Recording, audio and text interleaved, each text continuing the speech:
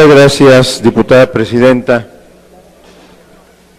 Ciudadano Julián Alfonso Olivas Ugalde, responsable de la Secretaría de la Función Pública, bienvenidas todas y todos los funcionarios que la acompañan, asimismo a los compañeras y compañeros de la Unidad de Evaluación y Control.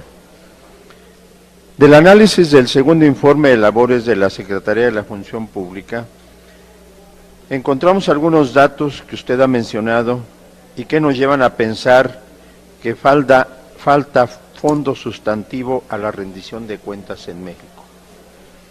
El documento, en lo que respecta al combate a la corrupción, encontramos la numeralia de sanciones, de inhabilitaciones, suspensiones, destituciones, etcétera, y que llevan a sanciones económicas por un monto de 1.591 millones de pesos, recursos resarcidos a la Tesorería de la Federación. El informe enuncia los impactos resarcitorios, pero nos parece que falta lo fundamental, el impacto específico de las acciones de la Secretaría de la Función Pública para mejorar la gestión de los recursos públicos. No hay, desde nuestro punto de vista, una valoración profunda de los mecanismos de la fiscalización ciudadana. El informe de la Secretaría de la Función Pública se concentra únicamente en resarcimientos monetarios.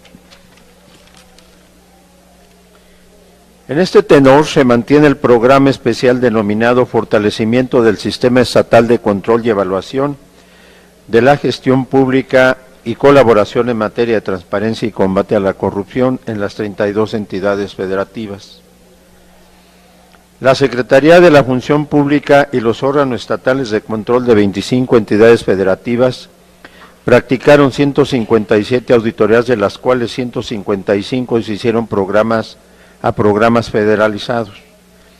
El monto total de la inversión autorizada de los programas auditados fue de 55.706 millones de pesos, de los cuales se revisaron el 86.88%, porcentaje equivalente a 48.234 millones de pesos. El monto observado fue de 12.596 millones de pesos, lo que representa el 26.11%.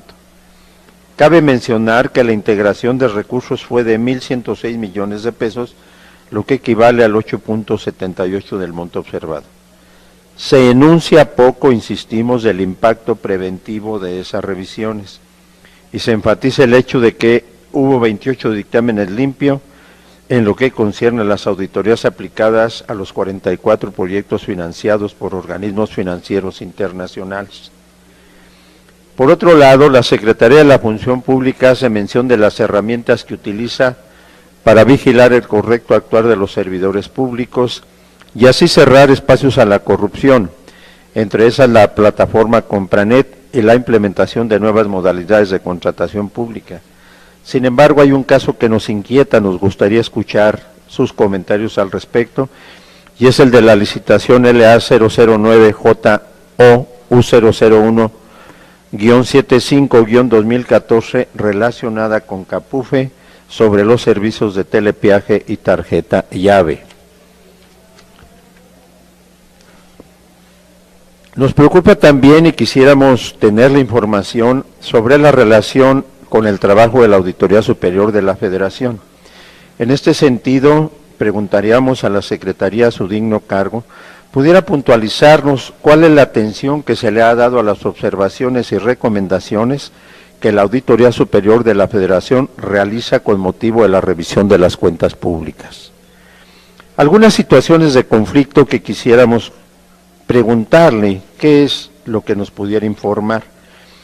Una de las formas más complejas y sofisticadas de la corrupción contemporánea es lo que se conoce como fraude controlado, un término acuñado por un profesor de la Universidad de Missouri, el profesor William Blake, y que nos dice: el fraude controlado es un delito perpetrado por personas de una o más organizaciones, compañías o empresas o entidades públicas o privadas para saquear los recursos bajo las siguientes modalidades: Sustracción de recursos de la empresa en perjuicio de los acreedores o accionistas o de los contribuyentes en el caso de desvío de recursos públicos. Incremento de los recursos o el balance financiero de una empresa a costa de competidores y de la ruina de otras empresas o de quebrantos del erario nacional. Realización de operaciones de alto riesgo en el que los costos los asume la organización, acreedores, trabajadores y los contribuyentes cuando ocurren rescates a la salvar a la empresa, en el que casi nunca los perpetradores pagan costo alguno y por el contrario se enriquecen. Algunas de estas situaciones que nos parece caen en esta definición, quisiéramos preguntarle, ciudadano secretario, ¿qué nos puede comentar de Mexluf? ¿Qué nos puede comentar de los daños ocasionados por el Grupo México en los recientes derrames de residuos tóxicos respecto a las conductas de Semarnat y Profeco? ¿Qué nos puede comentar de los recursos asignados para la reconfiguración de la refinería en Minatitlán, que finalmente hubo un exceso en el pago con un monto de 52.722 millones de pesos?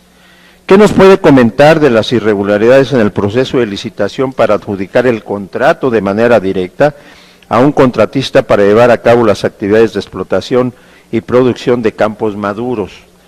¿Qué nos puede comentar de los contratos otorgados a OHL por Pemex Refinación? ¿Qué nos puede comentar de oceanografía? Y finalmente, ¿qué pudiera comentarnos del caso de Protego? Al terminar su cargo como secretario de Hacienda en el sexenio de Carlos Salinas, el ciudadano Pedro Aspe crea Protego Asesores. Entre los proyectos a su cargo destacaron el financiamiento de la deuda pública de los estados de México, Sonora, Oaxaca y Durango. En 2005, después de reestructurar la deuda del Estado de México, el ciudadano secretario de Finanzas de esa entidad se convirtió en el secretario de Finanzas del Gobierno Federal. Quisiéramos, si es posible, escuchar algunos comentarios sobre estos casos. Muchas gracias, diputada presidenta.